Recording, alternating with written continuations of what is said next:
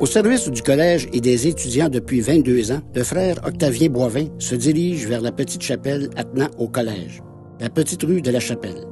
Les frères et les élèves l'empruntent souvent pour aller faire leur dévotion. Cette rue nous conduit aujourd'hui vers l'école orientante L'Impact. Avant qu'elle ne prenne cette nouvelle orientation, l'institution académique y a formé quelques milliers de jeunes garçons.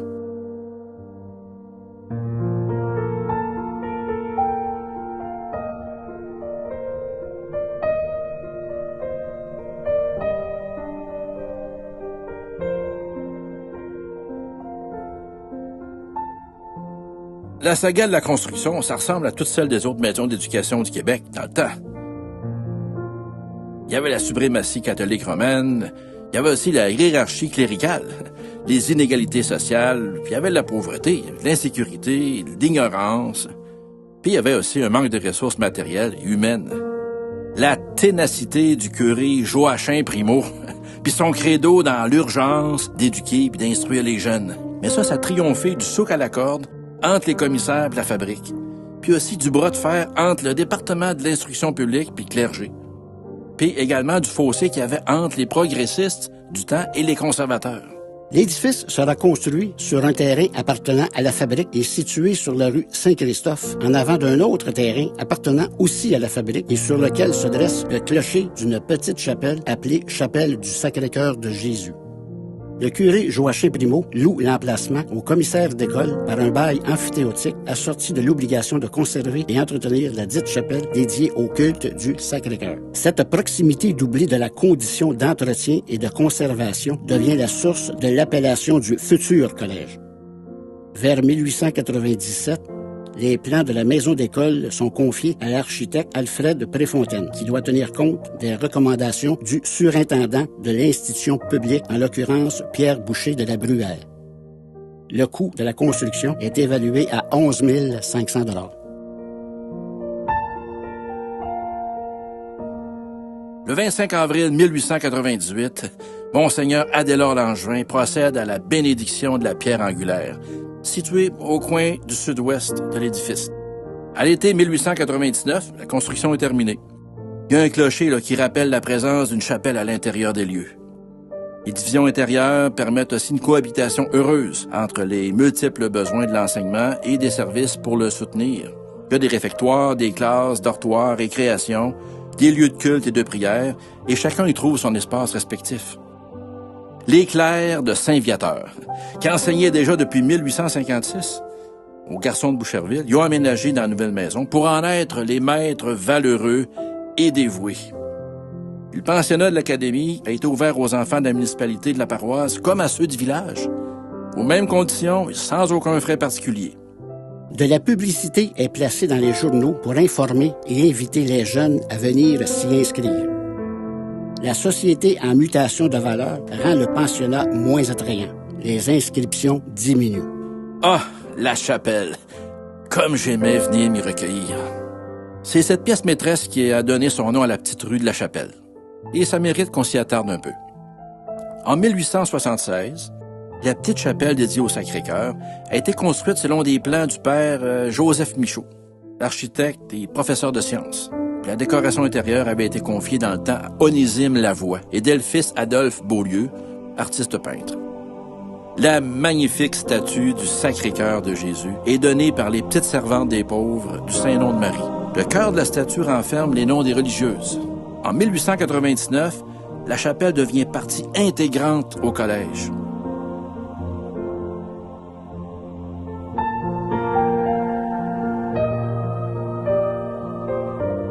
La chapelle n'est pas chauffée. Le froid venu, on utilise la chapelle située à l'intérieur du collège. Le 26 septembre 1938, la chapelle est fermée aux activités du culte. En 1961, le boom démographique nécessitant plus de locaux, les commissaires votent sa démolition pour agrandir l'école. Ils demandent à l'évêque de Saint-Jean de les relever de l'obligation d'entretenir la chapelle et ils reçoivent l'aval de la démolir. Seuls subsistent l'abside et la statue du Sacré-Cœur que l'on peut voir isolée par une grille dans le gymnase de l'école et la petite rue de la Chapelle qui amenait les élèves vers le lieu de prière. Le but de l'Institut, c'était l'enseignement en général, mais il y avait aussi l'enseignement du catéchisme. C'était intense. Les élèves travaillaient fort. La formation académique comprenait aussi des cours de géographie, des cours d'histoire, de physique, de comptabilité et d'anglais. Le corps professoral est d'abord composé de religieux. Il y a eu le frère Michel Bélanger, Navé Thomas Leclerc, Charles Borromée-Renaud et Jacques-Édouard Guinard. Moi, j'y suis depuis 22 ans. Humblement, je pense être l'un des piliers de l'établissement. J'enseigne, je surveille le dortoir, je suis sacristain, infirmier, jardinier, j'entretiens les fournaises, j'ai la responsabilité de la buanderie, l'économe, le fleuriste et le directeur adjoint. Je suis homme orchestre, sans faire partie de l'orchestre. Quelques laïcs aussi y ont enseigné. Pendant 50 ans, M. Oscar Racicot et Émilien Beauchemin pendant 40 ans. De 1949 à 1950, il y a eu aussi M. Marcel Laliberté, un laïc qui a été surveillant et enseignant de 4e année. M. Laliberté prendra aussi plus tard la direction de l'Institut, qui était alors devenu public. Il y habitait avec sa famille durant plusieurs années. Le Collège du Sacré-Cœur est plus qu'une école. Les disciplines sportives, l'art oratoire, l'art de la scène et les séances récréatives côtoient l'art musical avec sa fanfare et l'orchestre. Avec un don de 30 $, le sénateur Charles-Eugène Boucher de Boucherville permet l'acquisition d'instruments de musique pour la fanfare du collège. La fanfare connaît un succès qui dépasse les limites de la municipalité. Un autre curé, Louis-Joseph Lafortune, est à l'origine de la fondation de l'orchestre du collège en 1903. Il offre 100 $ pour l'achat d'un violon, 2 clarinettes en la, une contrebasse.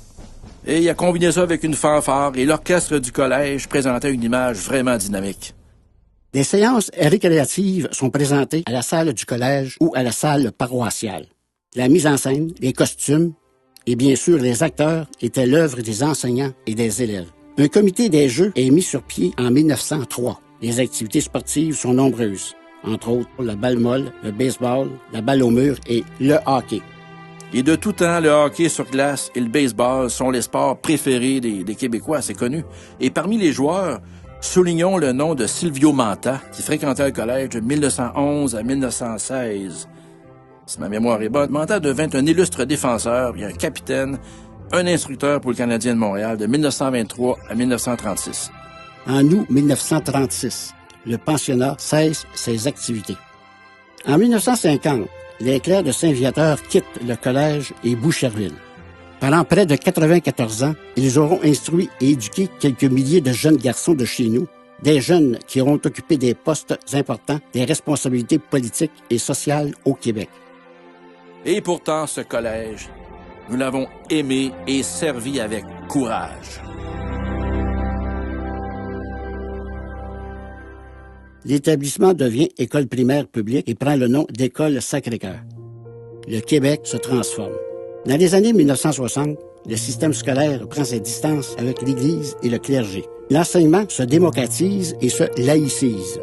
À la ferveur du nouveau millénaire, l'École Sacré-Cœur adapte ses cours aux besoins d'une société industrielle. Elle devient l'école orientante l'impact. L'enseignement continue. Mais l'histoire doit garder en mémoire les noms et l'immense travail de ces courageux et généreux pionniers du savoir, ces artisans de notre éducation et de notre culture, les clercs de Saint-Viateur. À l'occasion du 350e anniversaire de la fondation de Boucherville, la Société du patrimoine de Boucherville, en collaboration avec la Société d'histoire des îles Percées, est fière de rappeler ce patrimoine culturel et architectural en apposant une plaque commémorative sur la partie originale qui abrita le Collège du Sacré-Cœur.